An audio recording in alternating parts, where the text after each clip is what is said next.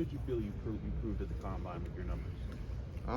Just that the athleticism is there. I think a lot of people see it on the film, and you get a chance to test it and actually see where a guy is. So it's definitely just to showcase the athleticism.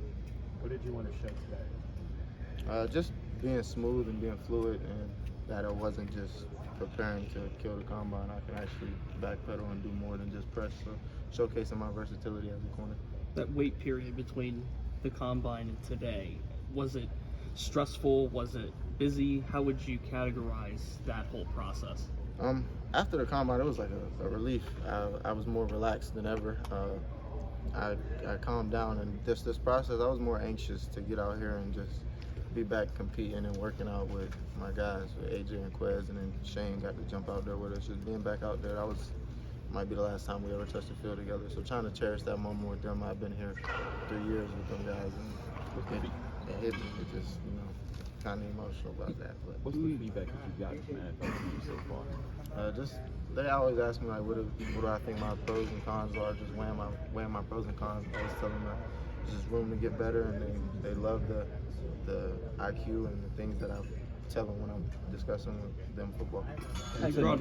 What's the next month going to be like for you? Visits, a little bit of visits. For the most part, yeah, just a couple of visits. I think Buffalo and Pittsburgh. I don't know any more. Probably some Zoom calls. Nothing too crazy that I know of right now. The last 4 years, there's been a defensive back taken from Pitt in the draft. What do you think it is about this defense that attracts NFL teams to taking D-backs? Coach Collins do a good job. He go and recruit dogs. I think the one thing that separates all of us is our mentality. I tell a lot of guys when young guys ask me like, what makes you good in this system? It's your mentality. A lot of guys, they go places and they get to play off. Here you got to sit and press a guy and you in his face all day, and it's just you and him one-on-one, no help. You on the island, truly. So you got to have the right mentality to be successful in that, and that's where it starts. And he does a good job recruiting guys with that mentality. You brought up AJ and Marquez. How much have you been able to feed off of those two and maybe feed off of each other throughout this process? A bunch. I didn't run the times I wanted to in my shuttle at the combine, and I was like, I got to get back to it. And AJ showed up, and I was like, let me watch AJ run. And just brought the competitive nature out of me to run a better time. Didn't beat him, but I ran a better time than I did at the combine. So just that competitive nature and being out there with Quez, he got fluid hips, great feet. Just being out there with him, you gotta work to look as good as him. So just being back with my guys, man, it was great. How do you fine-tune those mechanics in such a short amount of time like that?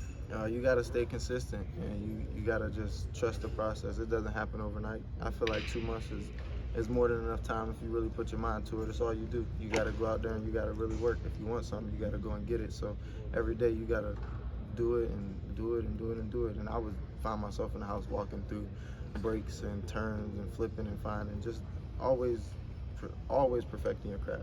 MJ, did you talk to the Steelers, and does it mean anything more that you're actually going to interview with them, or is it just about the right opportunity for you right now? Just anywhere that wants to take me is the right opportunity.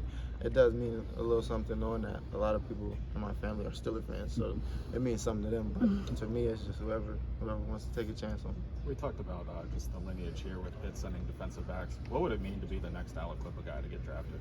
Man, it mean a lot. I always say like, I don't want to go first round like them guys, but they often tell me like, don't get too caught up into doing what we did. Run your own race, and everybody's race is different. Everybody does different things. So just being the next though would be great. Hopefully it'll be a couple more in line. Shout out to DJ Walker. Between the combine and today, it sounds like Bub is turning some heads. What do you think that is? I don't know, because they must not have been cutting on film. When Bub first walked in, I knew it was something about him. He's special.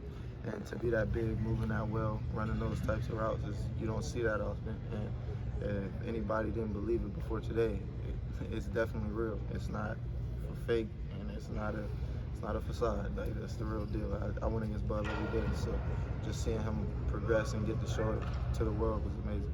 How did you see your fellow corners, AJ and Marquez, take on not getting the combine and everybody having to work to make sure they prove their worth here? They're battle tested. They've been through a lot in their careers, just like me, and this was no different. face adversity all the time. Whether it's losing a game, losing a rep, and when you carry that, and you can bounce back from that, you can bounce back from anything. And the combine didn't mean nothing to them. They came out here and they balled today. They did everything they were supposed to do and more.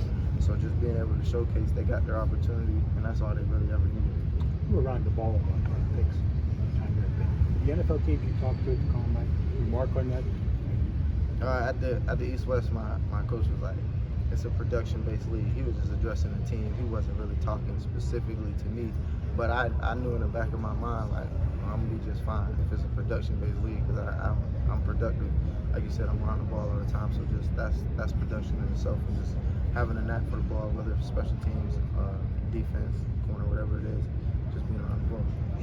As you prepared for today, did you get any advice from any former Aliquippa guys that have been through this, or former Pitt guys? Nah, they gave me a little break from the combine till now, so I'm pretty sure they're gonna call me at some point today and see how I did, or once they get the videos, they're gonna want the videos and see how I did, and then they'll tell me some advice. Anything else for MJ? It sounds like you have a really strong, really large support system with all of this. How much does that mean to you? It means a lot, just knowing people actually care, and people are there for you, and that's what life's about, being able to do something so you can help somebody. Hopefully one day I'll be able to look back and be like, yo, whatever next Aliquippa kid or Pitt kid's coming through, get to share some advice on my process that'll help them, and that's what life's about, helping others.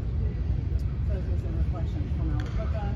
We'll start with Kentucky here to all culminate to this. Your reflections on your career so far. It was a journey. It was a fun journey. I learned a lot at Kentucky. Obviously leaving Aliquippa, going out, becoming my own person, and then coming back to the city. Like I said earlier, just thanking the city. So much love and so much support from people I probably have never spoke to, but they love me, they support me like they know me their whole life. So just a great journey, and more to come. Thank you, MJ.